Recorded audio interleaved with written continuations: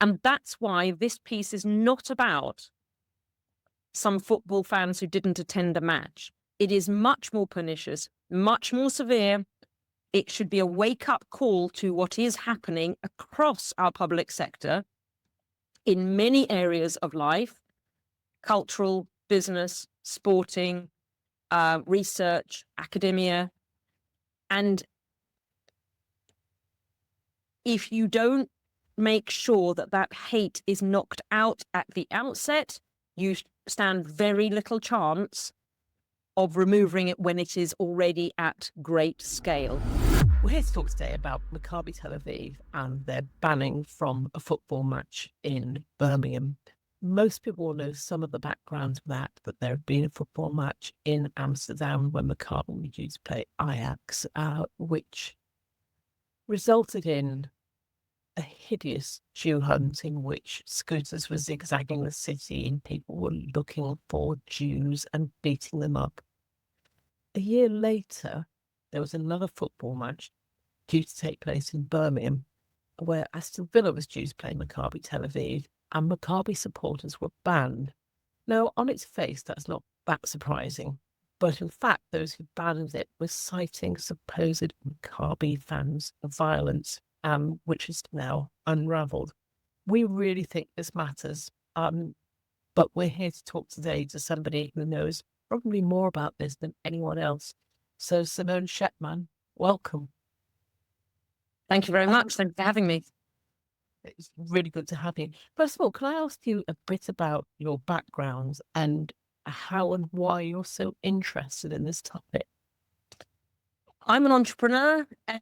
I have been doing a vast amount of work in and out of Westminster in relation to supporting displaced Ukrainians in the UK. So I've had quite a handle on how there's often big picture subjects, but the devil is always in the detail, and what happens between meetings, what happens in the cracks, what might get slipped through is usually the most critical. And over the last few years since that war started, I've been very, very heavily involved. I've now launched the Ukrainian Voice UK in Parliament, which is the leading voice across the country, trying to help, guide and support and advocate for a settlement pathway for the community. I am a member of the Birmingham Jewish community. I was former chair of governors of a very beautiful and precious little primary school called King David Primary in Birmingham. And we had last few years, we had the chief rabbi come and visit, and formerly Prime Minister David Cameron waxed lyrical about how wonderful that is as an iconic centre of interfaith cohesion and community connectivity and harmony and all things that's great about Britain. In my misspent youth, I should also tell you, I used to play football semi-pro. I've now gravitated to become a marathon runner. So I have lots of fingers and lots of pies. And in my main job as an entrepreneur, I run a chain of go-kart tracks, which has laser tag as well. But I have done a lot of work with disadvantaged young people in the holiday activity food program, and more recently in employability skills for disadvantaged young people seeking routes into employment. So lots of touch points and lots of exposure to considerable amount of sectors and areas of our society, which gives me great pleasure. I've always wanted to make sure that the right things are done. And I have no time, no space, and no capacity for anyone who is violent, shows signs of hate, is hateful, expresses hate, distrust based on gender, sexual orientation, faith, background, country of origin. I am myself a result of the Holocaust, having lost a lot of my family. The very few of us left are dispersed across the globe. So I think I intrinsically understand purpose, and I understand the need for roots, friendship, honesty, and being kind. The idea that there are certain people who come to football or any other sporting or cultural activity wanting and meaning to express violence, I find despicable. And therefore, I should say up front, all thugs, all hooligans should be banned from all activities. So cutting to the chase, of course, all hooligans and violent fans should be banned from football. So that's my starter for 10. Thank you. However, there's a big however, and I'll let you lead on that. I think one of the reasons that I've been so interested in the story, because I followed the story too from quite early on. One of the reasons I was so interested was there is an element of unfairness in what was happening and the way in which things were being reported that I found really disturbing, specifically with regard to what's happened in Birmingham from the date of the draw through till when the match was banned. What did you see happening when you were in Birmingham? What was it that you saw occurring? We didn't see very much, but there were specific bad faith actors, naming, of course, an MP, local MP, and also included some involvement from a couple of councillors that were clearly driving the narrative that the fans should be banned. Actually, I should clarify that the game should be stopped. That's really the nub of this, that Israel, stroke Zionists, stroke Jews, interplay as you wish, had no place in Birmingham, had no place in the UK, had no right to take part and participate in a Europa League fixture in cultural entertainment. That was always at the outset the agenda. Pulling back from that a little bit, it was just about making sure the fans couldn't come. But the real agenda was there is no place for Israel. And to be very clear to you and your listeners, those individuals have made that public. So there are articles that say, I'm boycotting because Israel shouldn't be here. And our society should not enable or embolden that country to have its sportsmen, women, activities in the UK. So that was already developing through socials in mid and late September and in media. But I want to make sure that your audience are clear that this is part of a much more pernicious problem. The Hind Rajab Foundation, co-founded by Diyoub Ayub Jarjar, former Hezbollah terrorist, co-developed the Game Over Israel report with Ashish Prashar that was meant to be given to President of UEFA, Antonin Sefran, on the 28th of September. But due to President Donald Trump's peace plan for Gaza, that vote on the 28th of September didn't take place. And instead, on the 29th, the peace plan was announced. And so that Game Over Israel report made its way not just across the globe, but into the West Midlands. We understand absolutely that Game Over Israel report, which is directly targeting Israelis, Jews, should not be coming into the UK to be part of sporting fixtures, and that Israel should be banned from all such entertainment activities. I know that I picked up, I suppose, two things I would put in here. One is that I noticed, I think it was the 17th of September, you had, on the one hand, I think it's your local MP saying, we want the match banned on safety grounds, but then you had your local councillor saying, we want the match banned altogether because of ongoing genocide concerns. And That's right. When I saw that, I linked that with something else which I'd seen from an Australian commentator on these matters, to do with the Adelaide Festival, actually, who said that Zionists, but they mean Jews, have no right to cultural safety. And I think this fits part of that, doesn't it? Yes, absolutely. And we can skirt around the edges, but I think we need to call this out for exactly what it is.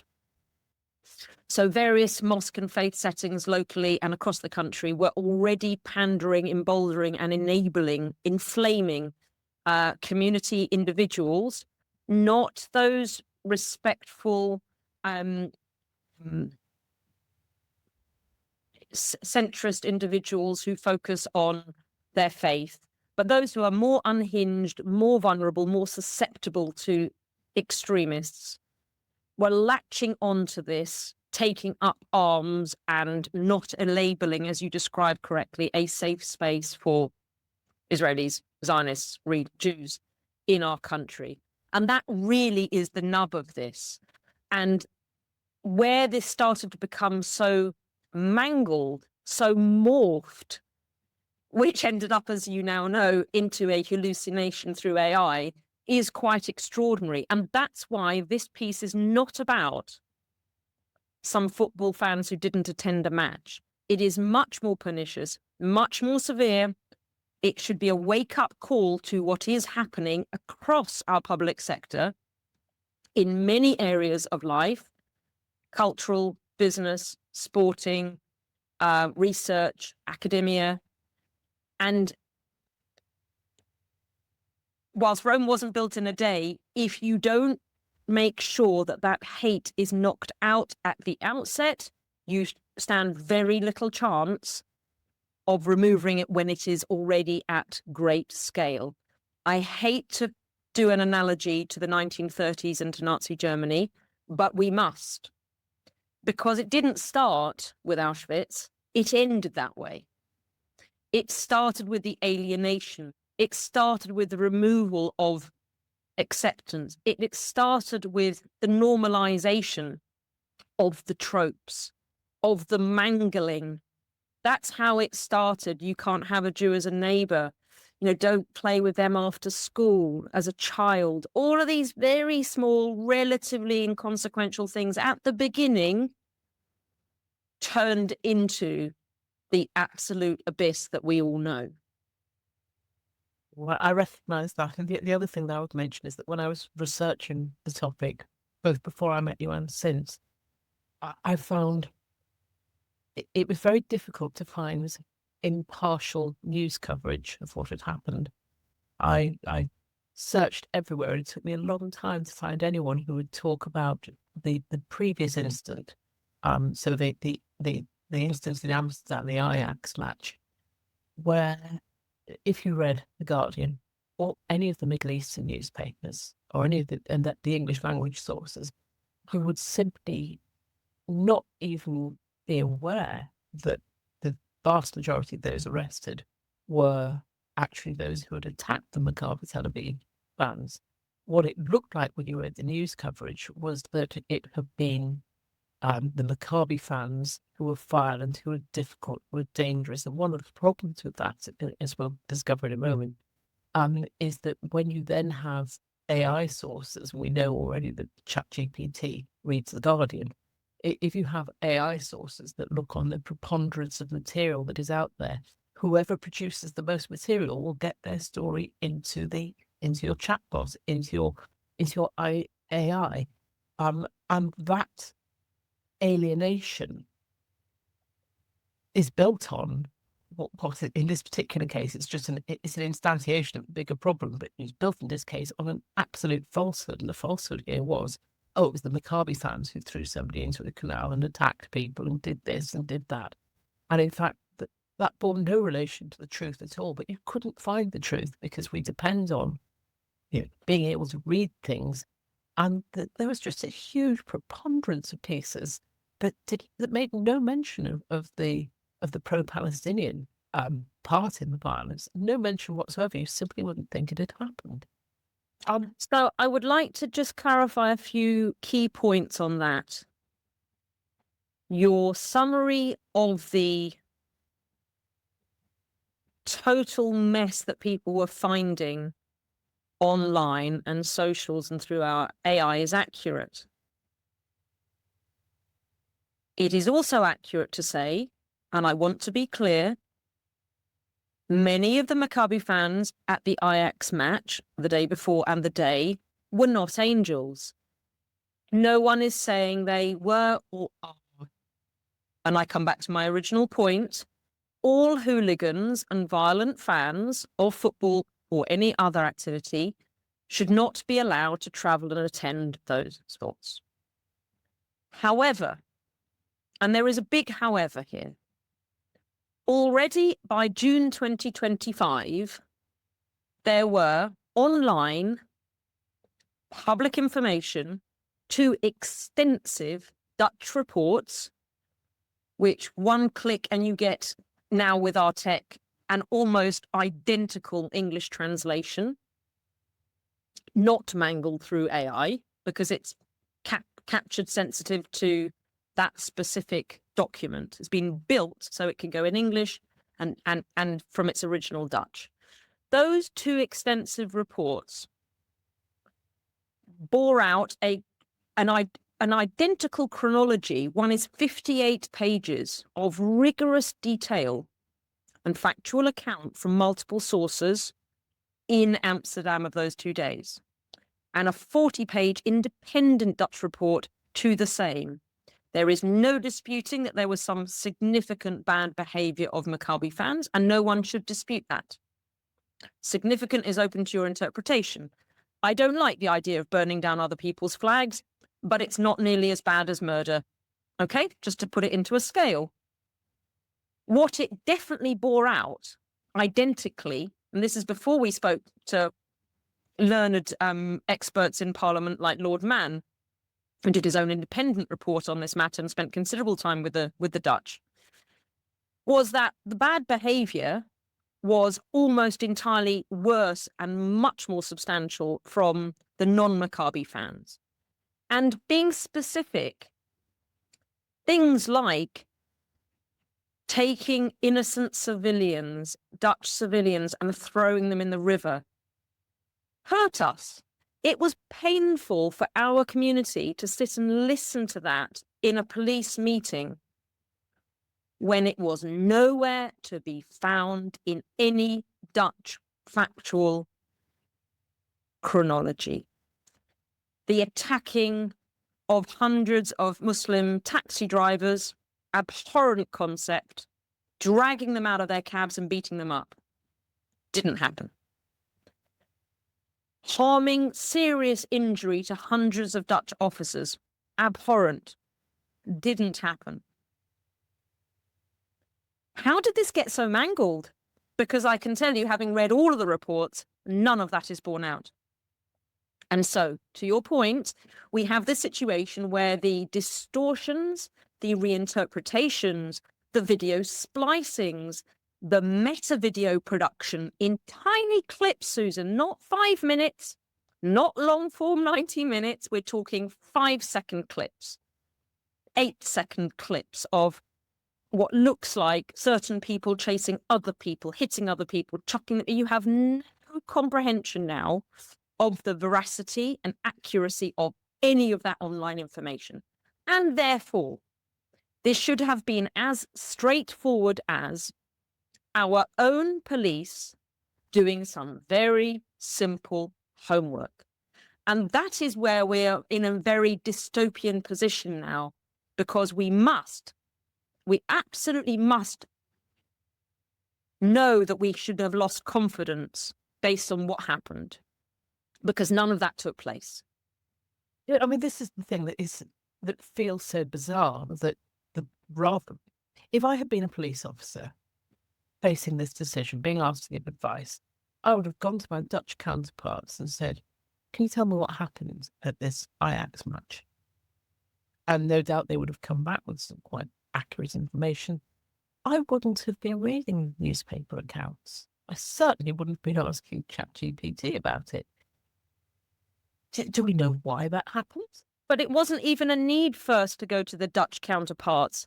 A cursory search online would have enabled you to find those 2 official Dutch reports on the government's website. And if you didn't think that they might be accurate, phone the Dutch ministry and check, as I personally did and colleagues of mine did. If you're phoning into, as an official, the British government or the Dutch government and checking the online accuracy of a report on their own website, that must be your first point of contact. Another point of contact could have and should have been Lord Mann. He did reach out. He did share his report. It was not read. It wasn't until the 1st of October that one relatively junior West Midlands police officer met with 3 Dutch officers with no recording, with no one else present, with no minutes taken, took contemporaneous notes, shared it to a colleague, threw away the original note, and then everything got even further mangled to suit the narrative, the path of least resistance, the easiest solution to match the confirmation bias that they had been fed locally, rigorously, and you could see online, but also in person, in presence, through local faith organisations, 8 settings, through MP, couple of councillors, discussions about localised safety, borne out that this community would wreak havoc in our city. And look what happened in Holland. A complete distortion of the whole setting. Look, if I stop 1,000 people coming, I kind of guarantee myself thumbs up all round. Yes, but on that basis, actually, Susanne, you should ban all alcohol being sold on all of our high streets. We should close all nightclubs where there might be incidents. We should stop, West Ham v Chelsea, Arsenal v Tottenham, the Old Firm derby, Celtic v Rangers, every single Saturday. There are hundreds of thousands of fans and hundreds, and not necessarily hundreds of thousands, but certainly thousands of police officers with great expertise at keeping football fans apart in our existing British clubs. This wasn't a case of 30,000 of one and 60,000 of the other, or anything of that scale, let alone the rest of the public in a city. There would have been no more than 2,000 travelling fans had they done their homework and removed perhaps some of the more challenging fans. They didn't even have that conversation, but had they, maybe there would have been 1,000 or 1,500 travelling fans. That is literally a 52-seater coach, 20 of those coming from Stansted in North London, straight into Villa Park and back. They didn't have to go into any city centre. The ticket allocation can be done. There's ways to do these things on a plane, on a coach. Lord Mann already had guided a pathway where there would needed to be no interaction between these apparently so difficult fans, if they were so difficult, which we know they weren't. But even so, but none of that thinking took place. Why? Because the path of least resistance was to match what they originally wanted to achieve. Let's not have the fans come. Let's make it easy. Let's pander to the haters and the extremists who want to ban Israel and any cultural and sporting activity of Jewish people in the UK. Let's start here. Do you think those that made these decisions were sympathetic to that overall banning of Israel, or do you think it's simply that they didn't care whether Israelis were banned? I absolutely, I tried to hold my hand on my heart, and I want to believe there was no malice. I do not think there was malice. I do not think there was deliberate intention. I do not think there was understanding, which perhaps is a concern. However, there definitely was incompetence, ineptitude, a mangling, a total dereliction of due diligence of a scale that, with respect, I wouldn't expect from a GCSE student handing in a piece of history. That's what I'm most appalled by, really, is now that we see this, and you only now know this from this one case, you don't know how many other examples are happening in all kinds of other spheres, not just in policing, but in educational settings, academic settings, healthcare settings, and elsewhere. And that's very disturbing. It has to be very disturbing. I mean, this is the worry, isn't it? That so we've seen this one case, this one instance, but it indicates a bigger picture. Not necessarily even an anti-Israel picture, simply acquiescence, and I hesitate to call it laziness, but it's an easy phrase to use for it. An unwillingness to engage with the detail of something. Correct. Finding it easy to have a bit of confirmation bias going on. Yeah, that's absolutely right. This is what I want to think. This confirms what I want to think. Therefore, I am right. Yeah. That's a decent summary. I mean, I would say the reason we enabled this to reach such traction for me was only one thing. It's because football is part of the British national psyche, and this hit a nerve. with all due respect, it wasn't because it was Israel or Maccabi or necessarily a policing matter. It was really because football is part of our cultural orientation. Many people up and down the country focus their weekend and their weekday activity around the next match, the fan base, the excitement of it, and the free flowing of being able to attend. And now that you have a very clear red line in the sand that says, actually, if I push hard enough, if I float all the right things out there, if you and I could spend endless amounts of time mangling around online, put loads of different clips and posts, that'd be really cool. We could get all kinds of people banned from different activities. If there's going to be an orchestra, we could get audience from this country banned. We could get at a ballet, at a gymnastics tournament.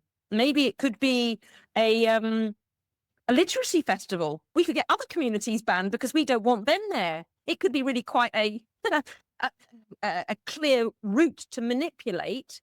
You can't have those people attending because they're psychos, they're dangerous, they're violent. I think that red line is so challenging for our society that without fear or favor, and policing by consent has just been totally lashed up here.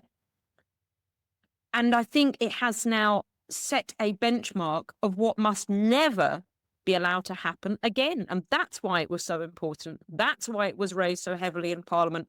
And that is why we have fought so hard at a forensic and granular level to call this out and to get, we didn't overturn the decision because the decision was already done, but to make sure that this can never happen again, that immediate changes have taken place structurally, but also a huge amount of fallout and analysis taking place within this organisation of Westminster Police, but also across the UK.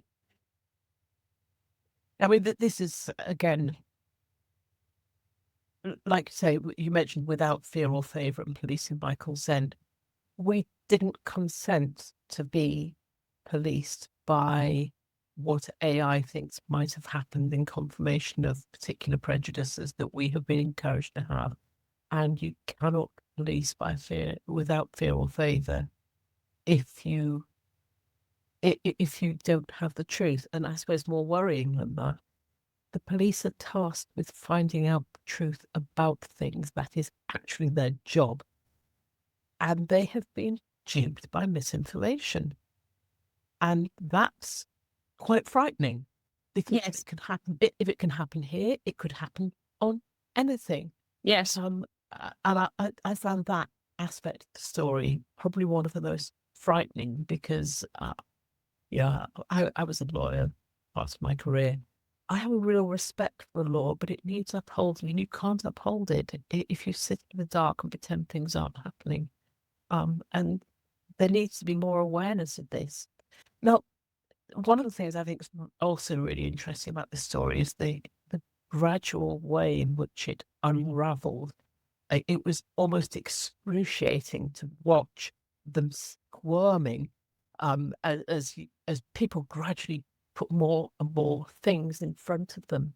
Can you talk us through some of what's happened and where we are now? Yes, so by the 16th of October, with the announcement and then the very, very vocal spill out of leading politicians and the Prime Minister and the leader of the opposition and pretty much everyone, not just the leader of Birmingham City Council and West Midlands Mayor, but everyone really called this out as the wrong decision for a number of reasons. Not just that we were literally to the day 2 weeks after the atrocity on Yom Kippur, our holiest of days, at Heaton Park, with its devastating, murderous consequences. But the fact that we had not had any engagement with West Midlands Police, and within 48 hours, we were then invited to attend, by the Monday, a meeting with the highest of the command. And at that meeting, we were confronted with the most humiliating 2 hours I could imagine about our community. And sitting there hearing things like, we've had consultations and engagement from a very, very wide feeds across the city, across the region, all communities, all backgrounds, all faiths, all ages. There's so many concerns, went through this whole thing, lots of challenges, lots of discussion, which was also strange because we had lawyers in the room. I mean, just parts of the community.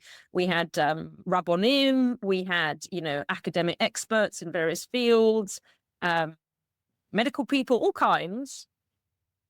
Many of the students, of course, from University of Birmingham has a massive university Jewish community there. And we all felt a little bit, it's really strange, Susan, because we know that there were serious disturbances at that Ajax match, but nothing like this is being described. And, scratching your head going, how did I miss this? I mean, I was aware that Israel brought some planes in and flew people out in emergency because it seemed to be a massive attack on the Maccabi fans, but scratching your head, did they really pick people up and throw them in the river? My goodness, were they really so highly skilled, militaristic, trained individuals? All these things were being thrown at us. It was deeply humiliating. And within a couple of days, I went for a run with a friend who's not within our community.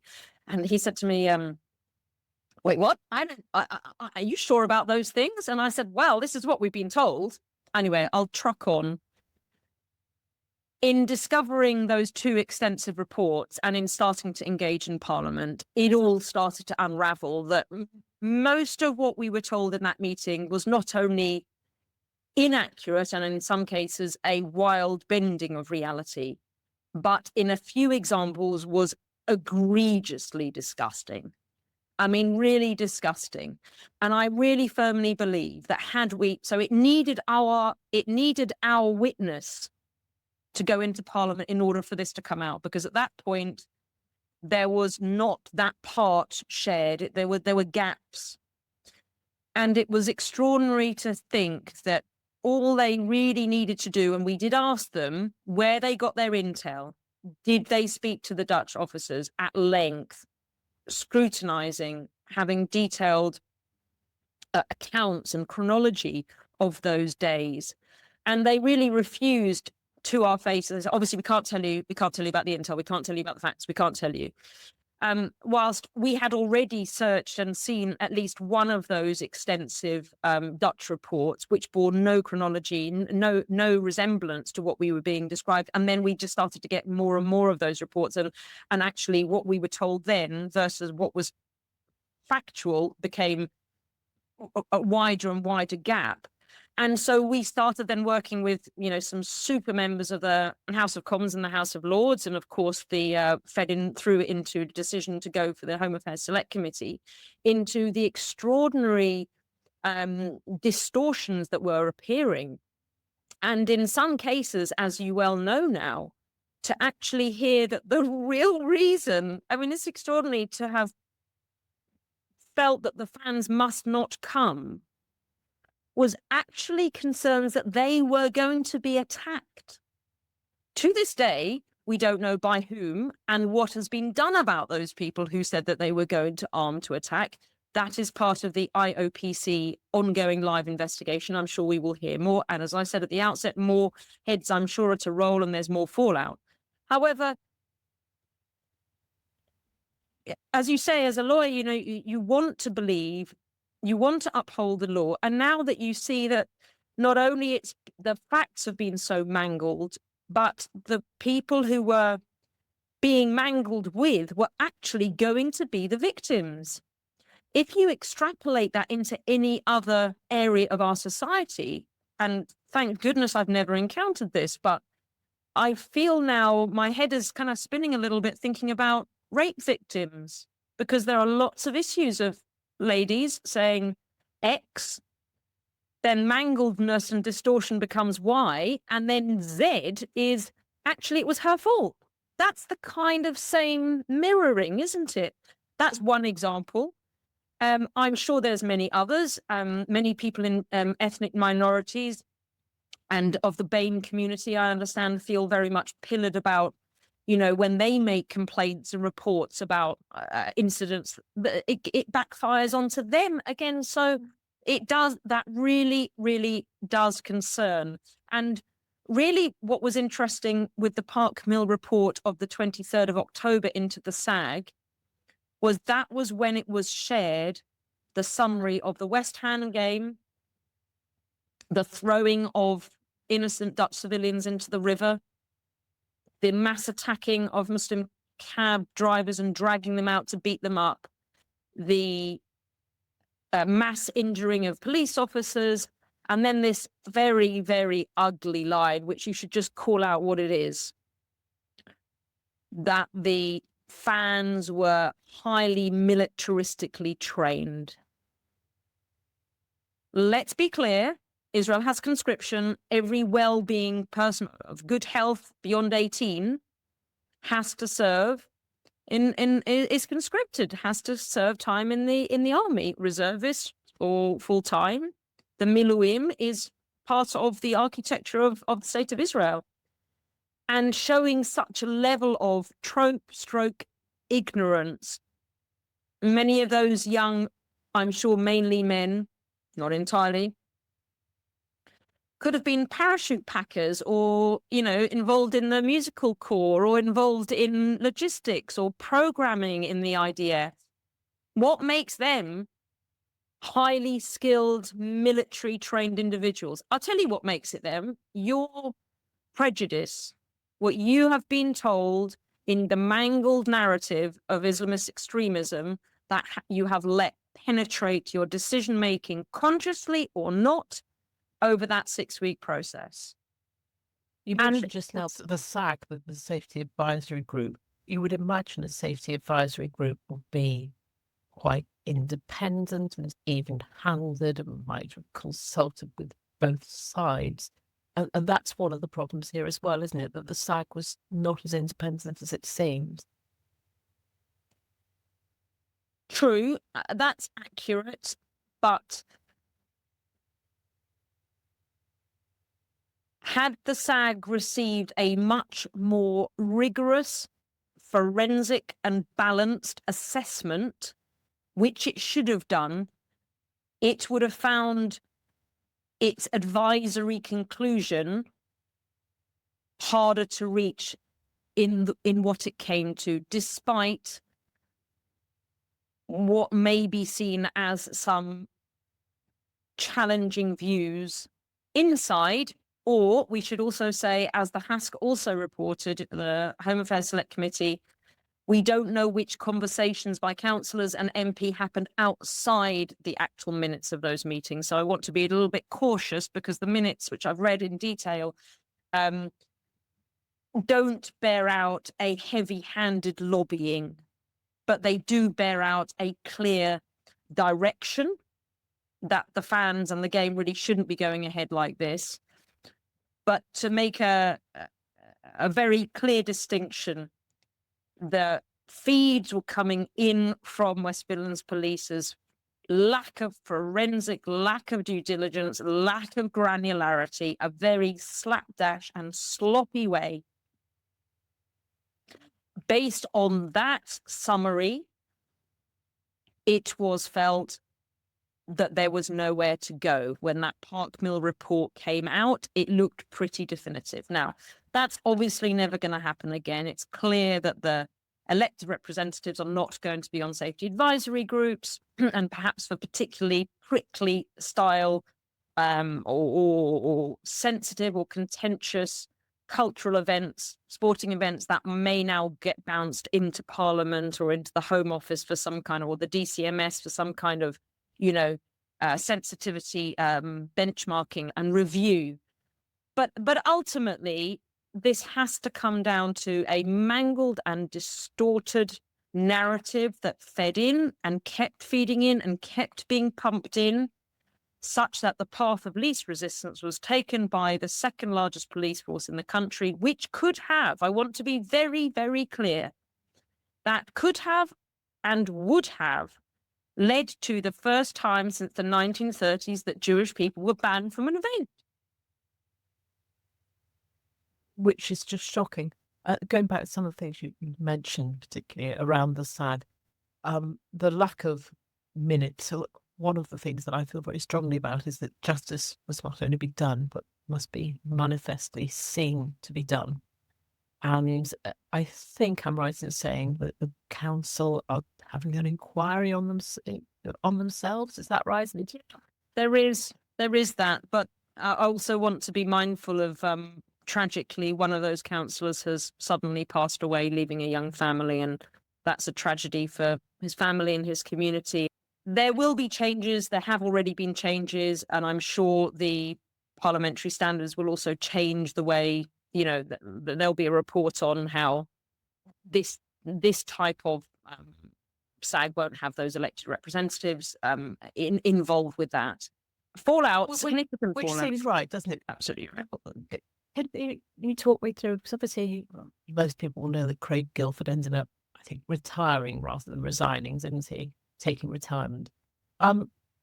His position in this seemed to be teetering and wobbling around, and then eventually he fell. How did all that unfold from your point of view?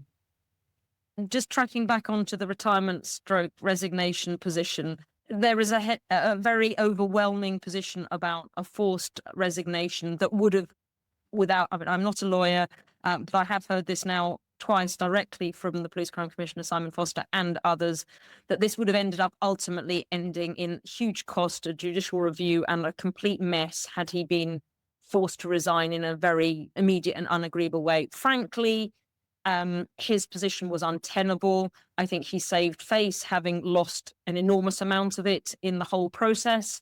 And don't forget, he came out of retirement, so he's gone back into retirement. So I think that chapter is a line drawn under that. However, he's also been referred into the IOPC investigation, so there could be separate fallout in terms of misconduct. I don't know.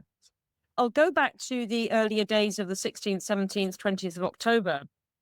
Without the ferocious and tenacious approach with respect, myself and a few local colleagues working diligently on the detail with some key members of Parliament, Lord Austin, Nick Timothy, Joni Reid, superb, Peter Princely, and of course Dame Karen Bradley, and a few excellent members of the media, to make sure that the key points were being aired, raised, and scrutinised. He was perfectly comfortable to double down and to let points that were critical just get walked over. In that 6th of January meeting, when he was asked a question, he answered the question. They said, "This is extraordinary. Why are you only telling us this now that we're asking?" And I can't quote the exact words, but something like, "Well, you didn't really ask me until now, so I didn't know what it was that you were wanting to know." Again, coming back to the GCSE student analogy, it is beyond really a schoolboy error, isn't it? If you're called up in front of the head teacher, it is on you to share what you know.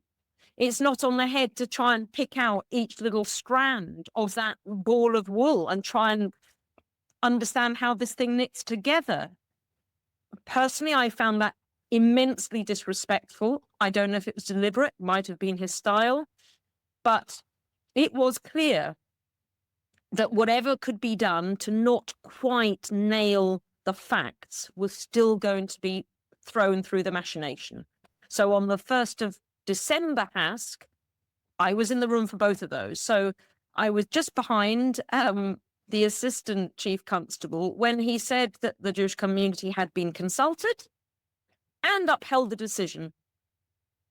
And we gasped because we had neither. It's an extraordinary thing to say in such a public forum and in Parliament, because you will be found out. It's not a child hiding a biscuit under the pot. It either is or isn't. You either did or you didn't consult. We either did or we didn't uphold. There's no way to hide. So why would you say that? Again, I don't think that was malice. I genuinely don't. But I do think it was a mangled incompetence, ineptitude, a lack of attention to detail, which neither of us could ever want or expect from our police force. it undermines confidence, doesn't it? 100%. In everything. Absolutely 100%. And I'm going to throw this out there, running a go-kart track. Trust is built on foot, but it goes in a Ferrari, right? And it's going to take a long time to rebuild.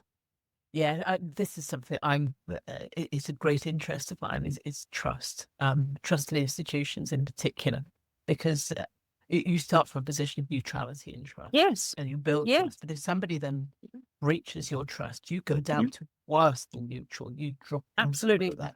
Absolutely. It's important, obviously, for all our minority communities, because the police have traditionally had great difficulty in building relationships of trust. That's right. And it's really important for women as well, because That's right. How can we trust them to do the right thing?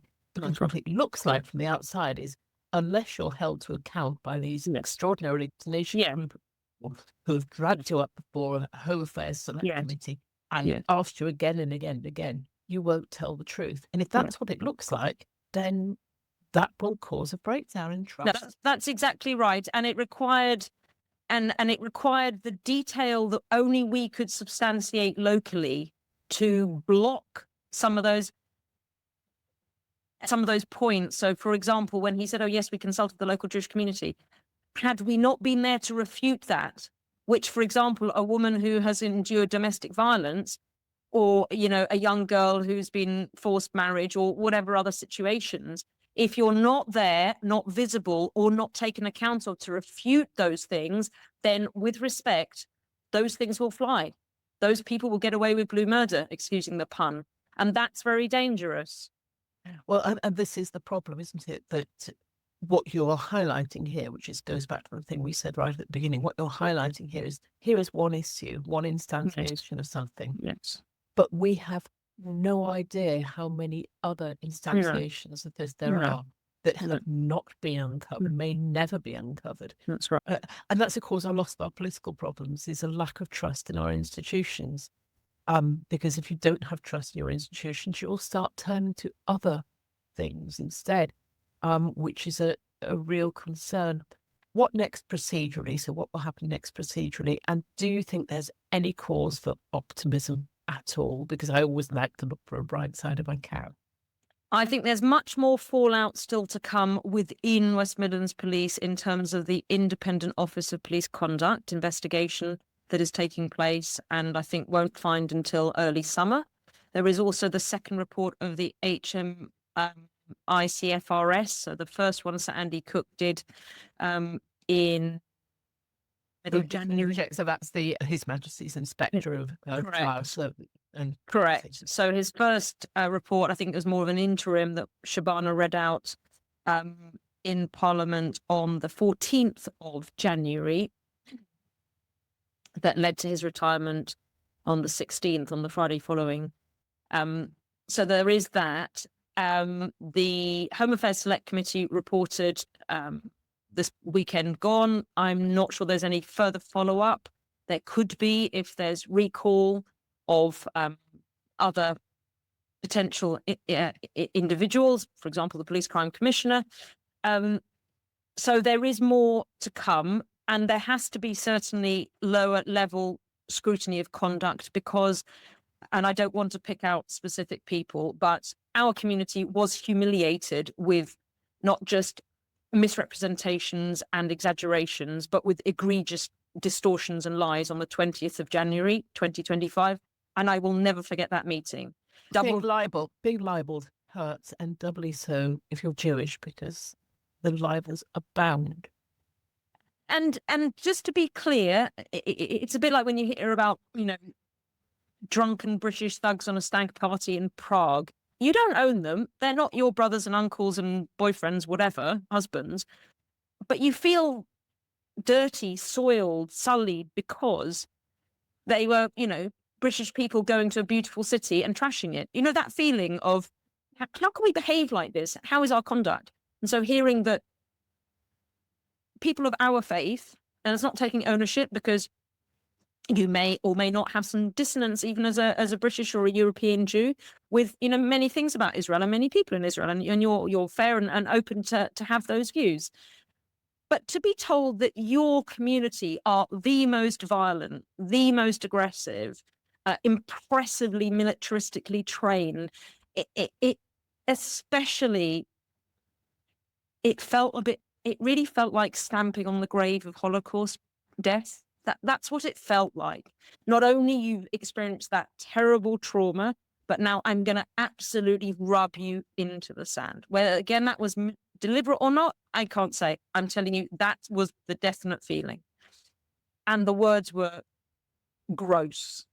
And then a bit of a doubling down again on the 24th of November when we had a secondary meeting as a community with the assistant chief constable and the chief superintendent, and it wasn't very much better. It was more a doubling down of, we've done the right thing, we'd probably do the same thing again, and this is the way it's going to go. And it took urgent questions in Parliament through Nick Timothy and colleagues to really start raising this and pushing it to the 1st of December HASC and then the 6th of January, and as you know. So I think there is much more fallout. I want to be clear, this has taken an enormously draining process on myself and a few colleagues, all as volunteers. We've led on it from the absolute get-go with the superb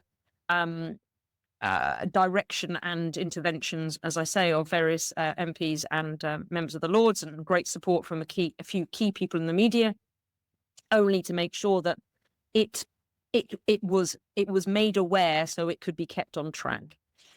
In terms of optimism and hope, yes, I actually feel really optimistic and hopeful. Firstly, I feel that the response from the current leadership of Westminster Police has been so far exceptionally positive, very, very responsive. And I don't just mean to the Jewish community, because I don't want us to be in any way, as a very small part of the UK, stand out or special or exceptional in any way. It is, I want to be clear, without fear or favor, no priorities, no preferences, no prioritizations. People of all backgrounds, all faiths, all ages, all everything. There's good and there's bad. The ones who are not doing good things in society need to be dealt with accordingly, and likewise the ones who are on the other side. And I really feel that there is a tide turn on this, but it won't happen overnight. I am impatient, but it won't happen overnight. Rome wasn't built in a day. Massive mistakes have happened. They've been called out. Not just the individuals, but those mistakes have been called out. AI Copilot use has been stopped. There is a critical use for AI in our day and age. So I'm not disputing its need. Know how to use it. And if you don't use it. Right? You go through military, you go through arms training. I actually did an arms training session with Westminster Police about 2 decades ago. Quite a horrifying experience, but very interesting. If you can't do it and you don't understand it, do not use it. So that process is underway.